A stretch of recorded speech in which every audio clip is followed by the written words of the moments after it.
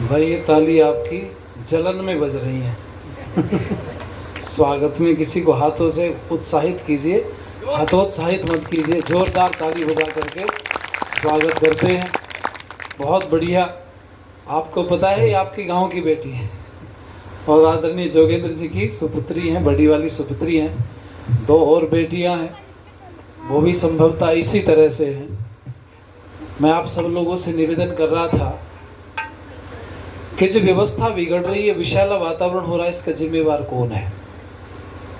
हमने दूसरों को दोष देना शुरू किया और घर पे अगर हम परिस्थिति देखें माता पिता की, तो जब बच्चे बिगड़ते हैं तो बाप को कहते देखा है कि तेरा बेटा तेरी वजह से बिगड़ा।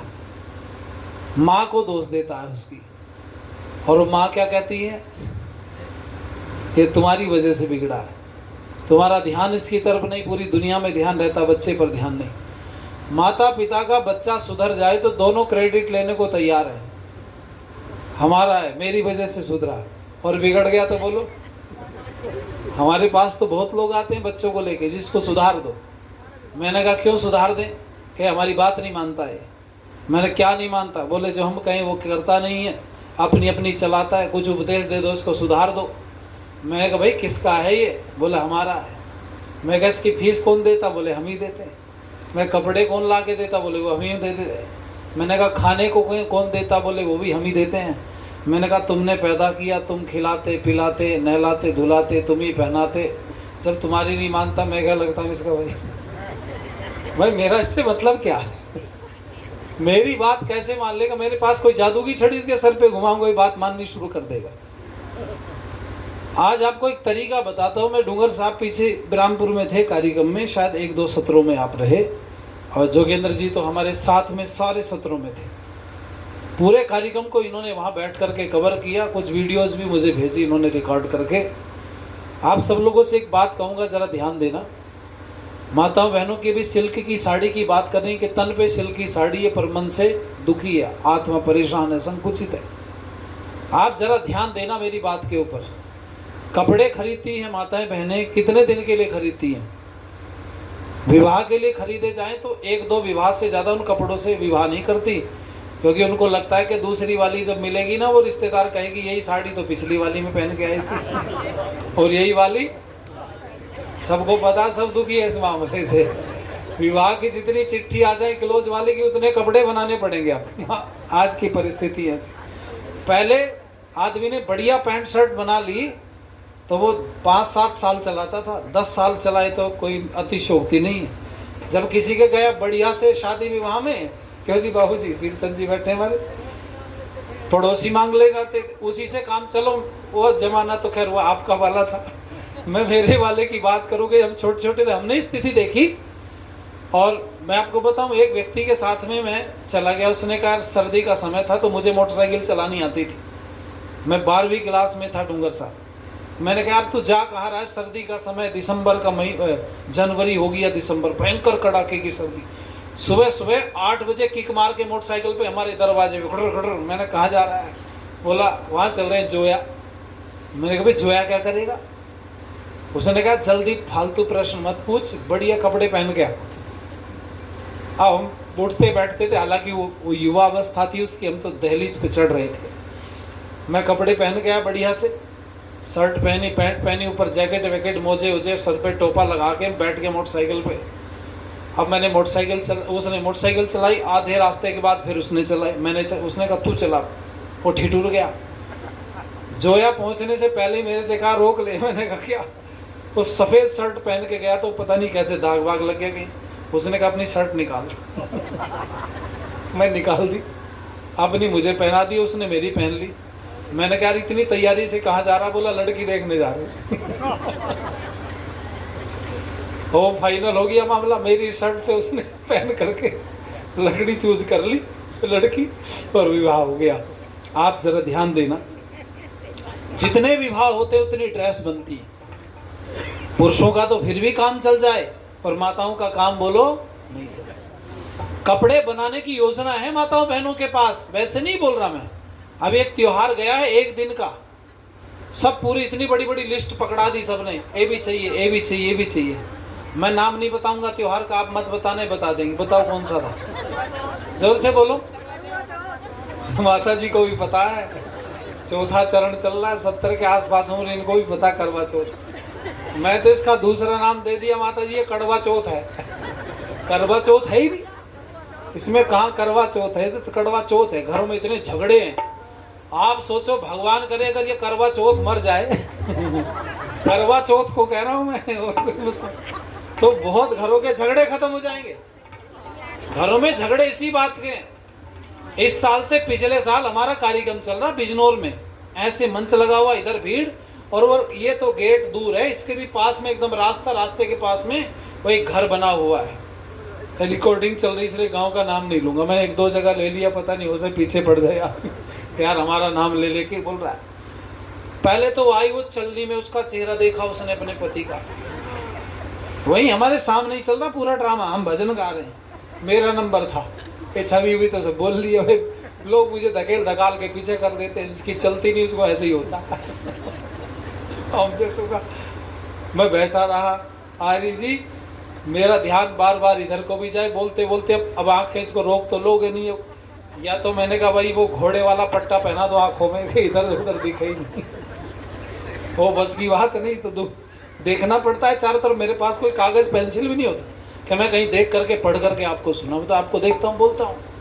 वो छत पे चढ़ गए डूंगर साहब दोनों जने, दूसरा मतलब ऊपर भी कमरा था, वैसे चलनी में चेहरा वेहरा देख के गए ऊपर। फिर सुगबुगाहट तेज हुई, फिर आवाज तेज आनी शुरू हुई, फिर इतनी तेज आवाज आई थाली फेंक के दीवार में मारी जोर से। छनन छनन होती चली गई थोड़ी देर। मैंने कहा हो गया करवा चौथ। मैंने कहा इनका करवा चौथ ऐसा कैसा, जब आप घर में मनाते हो गौवर्धन का त्योहार, जिसको गोवर्धन कहते हैं गांव में, उस गोवर्धन में क्या काम करते हो, पहले तो जल लेते हो, चारों तरफ छिड़कते हो, आराम से पूजा अर्चना करने के बाद में फिर अटर बम रख के घर में फोड़ छोड़ दिया, ठा हो गई पूजा।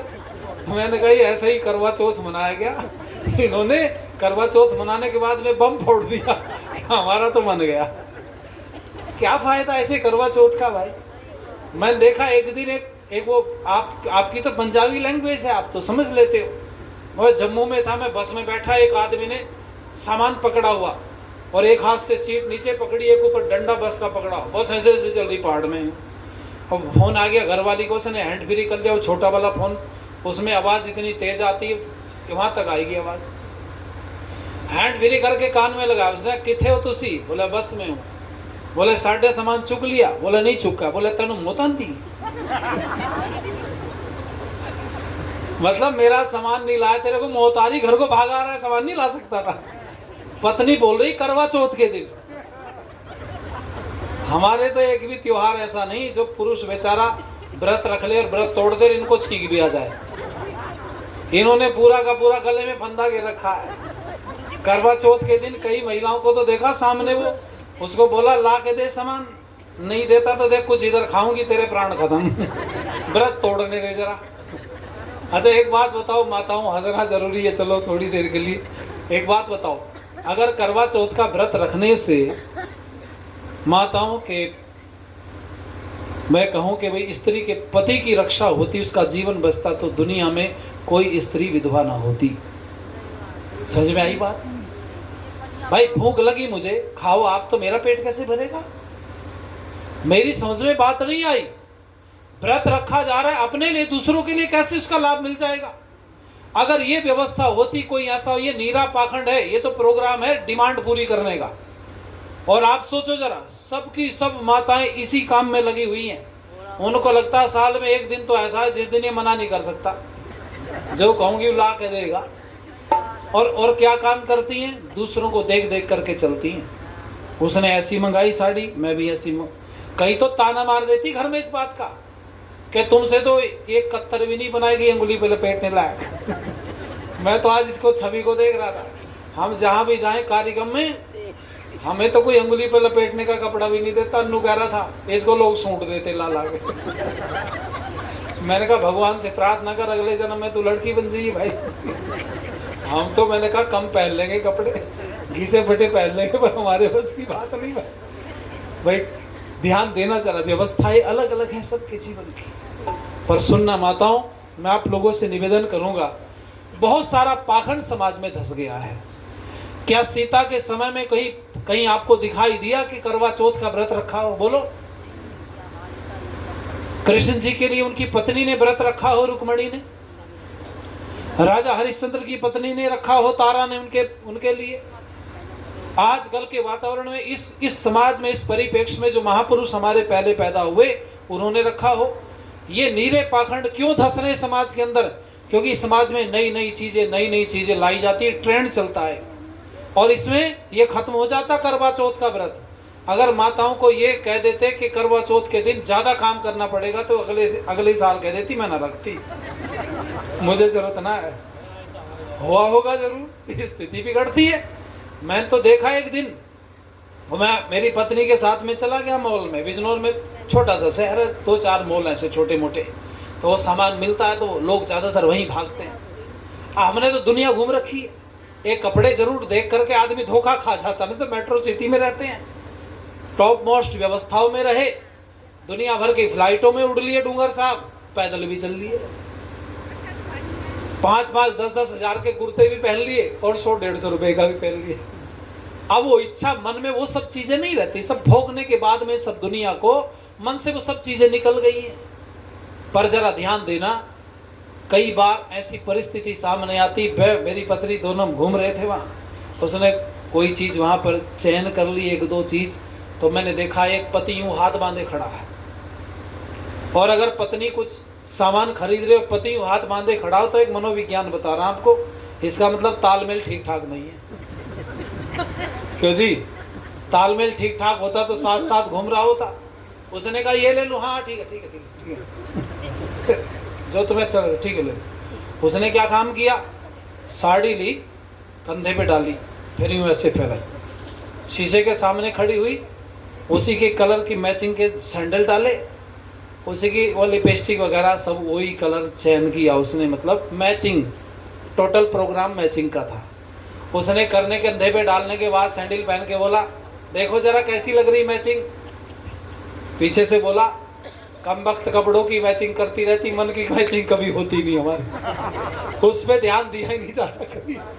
कपड़ों की मैचिंग में ले ले जो तुझे लेता, समझ में आया, चल निकल यहाँ से। मैं आप सबसे निवेदन करूंगा, माताओं जरा ध्यान देना मेरी बात के ऊपर। कपड़ों की मैचिंग जरूरी है या मन की मैचिंग जरूरी? बोलो जरा, ध्यान देना जरा। स्थिति समाज की बिगड़ रही है, उसमें हम सब जिम्मेवार हैं। आज भी मैं बैठा हुआ निधिका से और छवि से मैं यही बात बोल रहा था। अनपढ़ स्त्रियां पुरुषों के साथ विवाह कर दी गई, जीवन सुख से कट गया, संतान आदि जन पूरा जीवन काट दिया। आज ट्रेंड देखो आज का, कोई पति अनपढ़ हो, कम पढ़ा हो, नौकरी ना लगी हो, स्त्री की नौकरी लग जाए। सबकी तो मैं कहता नहीं, हमारी बहनें अच्छी भी हैं, पर ज्यादातर धक्के मार के, लात मार के छोड़ रही। स्थिति खराब है। किसी की एसडीएम बन गई तो भूल गई पति का मतलब ही क्या है, और बेचारा कर्जा लेकर के कोचिंग कराई, एसडीएम बन करके बोला निकलो यहाँ से, ऑफिस से बाहर निकालो इसको, इससे कोई लेना देना मेरा नहीं। ध्यान देना। और वहां से जी गाया करते हैं, सड़क नहर ट्यूबवेल बांध इंजन मोटर विमान बने, ये सब कुछ बेकार है भाइयों जब तक ना इंसान बने। हम किस रास्ते पे चल रहे हैं, हमें करना क्या था? हम भूल गए दुनिया में आकर के। हमारे पास में हम अधिकारों का तो सब प्रयोग करना चाहते, पर कर्तव्य भूल रहे हैं। और ध्यान देना माताओं, कपड़े बनाने की योजना है तुम्हारे पास, कपड़े खरीदने होते तो दूसरे की साड़ी देखने लगती हो। जूते चप्पल बनाने की योजना है, महीनों पहले से दूसरों के जूते चप्पल देखने लगते हो। मकान बनाने की योजना है, जब मकान बनाने का मन में आता है तो दूसरों के बने हुए मकानों की तरफ देख करके आते हो, किसने कैसे बनाया, कहाँ कहाँ। तुम्हारे पास सब चीज की सारी योजनाएं हैं, पर संतान के निर्माण की कोई योजना हमारे पास बोलो नहीं। और सबसे बड़ी गलती मनुष्य की है, आपकी पहचान आपके मकान से नहीं है। अगर मकान से आपकी पहचान है तो आप भूल कर रहे हैं। मेरी बात सुनना जरा ध्यान से। मकान से गृहस्थ पूरा नहीं होता, सोने चांदी गहने से भी गृहस्थ पूरा नहीं होता, कपड़े लत्ते से गृहस्थ पूरा नहीं होता, जमीन जायदाद मकान दुकान से गृहस्थ पर पूरा नहीं होता, गाड़ी मकान घोड़ा इन सब से भी गृहस्थ पूरा नहीं होता। गृहस्थ पूरा होता है तो गृहस्थ की संतान से होता है। बोलो, आपने भी देखा होगा, मेरे पास तो बहुत इलाज कराने के लिए आते हैं, कईयों के बच्चे हैं नहीं हैं, कईयों के बेटियां तो वो भी आते ट्रीटमेंट कराने। मैं पूछता हूँ तुम्हारे पास क्या क्या, बोले सब कुछ है। तो मैंने कहा फिर संतान क्यों चाहिए, जब सब कुछ तुम्हारे पास है, संतान की क्या जरूरत है। तो लोग कहते हैं चाहे धन हमारा चला जाए पर संतान घर में। बोलो इसका मतलब पता है तुम्हें, गृहस्थी व्यक्ति विवाह करने के बाद अगर घर में संतान नहीं तो गृहस्थ अधूरा है तुम्हारा। और वह अधूरा कैसे है, किसी के घर बेटा ना हो के बेटी हो गई, तो लोगों के दिमाग में ये भी रहता है आजकल, नहीं जी एक बेटा जरूर होना चाहिए। चलो बेटा भी हो गया और हो गया नालायक, तो क्या होगा जी, खुश है आदमी। फिर उसी आदमी को देखा हमने कहते हुए, जो संतान पैदा नहीं हो रही थी, जहां तक घूम रहा था धक्के खाते, लाखों रुपए खर्च किए, संतान पैदा हो गई। अब वो संतान जब बात नहीं मानती तो हार थक करके माथे में हाथ मार के कहता, हे भगवान इससे ना देता तो। अरे बोलो जरा, मगर तू ही तो मांग रहा था। ध्यान देना, मैं आप लोगों से निवेदन करूंगा, जरा ये गीत की लाइनें सुनिए, अच्छा लगेगा।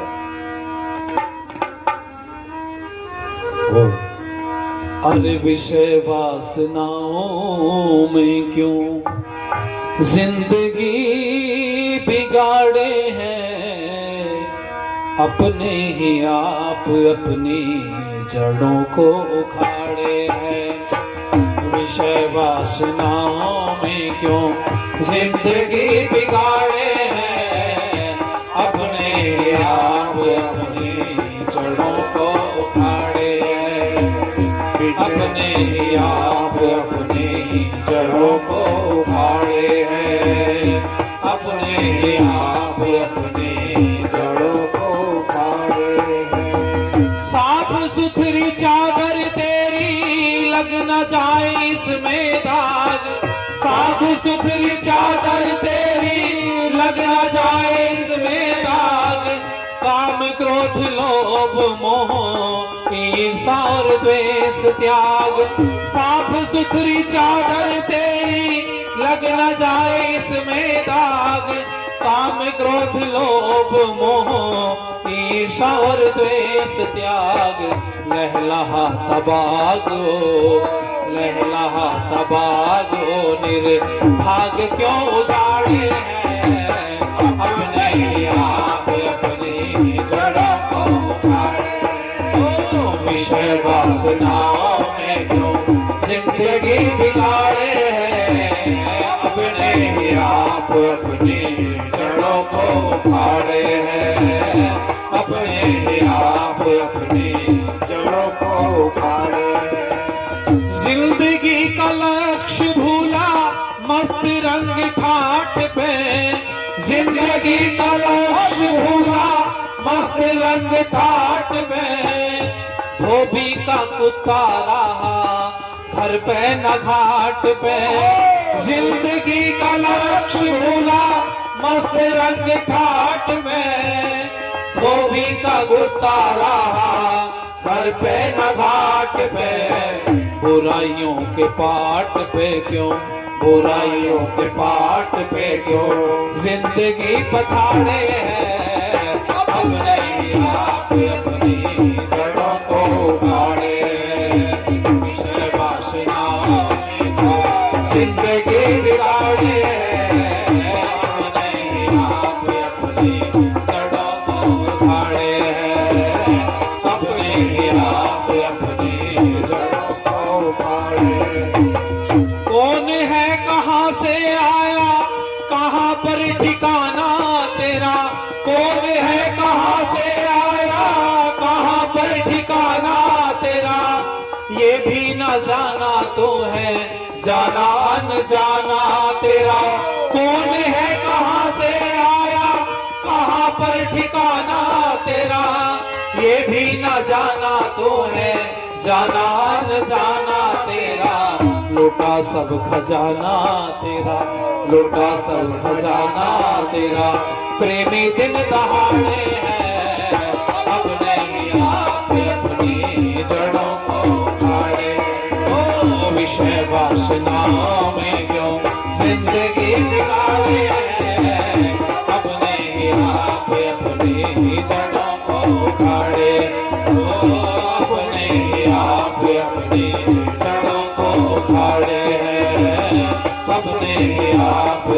चरणों को पावे